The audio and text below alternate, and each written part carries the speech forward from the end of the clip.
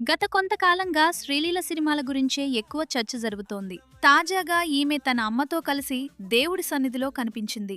తమిళనాడులోని ప్రముఖ అరుణాచలేశ్వర స్వామి ఆలయాన్ని తన తల్లితో కలిసి దర్శించుకుంది. ఎలాంటి హంగామా లేకుండా చాలా సింపుల్ గా ఆలయంలోకి వెళ్లి స్వామివారిని దర్శించుకుంది. ప్రత్యేక పూజలు చేసి మొక్కులు చెల్లించుకుంది. అయితే ఆలయంలోకి శ్రీలీల వచ్చిందని తెలిసిన వెంటనే అక్కడున్న భక్తులు ఒక్కసారిగా ఆమె చుట్టూ చేరిపోయారు. సెల్ఫీల కోసం ఎగబడ్డారు. శ్రీలీల కూడా చాలా ఓపికగా అందరికీ సెల్ఫీలిచ్చింది. ఆమె సింప్లిసిటీ చూసి అక్కడున్న భక్తులు కూడా ఫిదా అయిపోయారు. పెళ్లి సంద్ర సినిమాతో తెలుగు ప్రేక్షకులకు పరిచయమైన శ్రీలీల ధమాకా తర్వాత ఒక్కసారిగా టాలీవుడ్ లో టాప్ హీరోయిన్ రేస్ లోకి వచ్చేసింది. ఆ సమయంలో ఏ సినిమా తీసినా హీరోయిన్ శ్రీలీలే. కానీ సినిమా ఇండస్ట్రీలో టైం ఎప్పుడూ ఒకేలా ఉండదు కదా.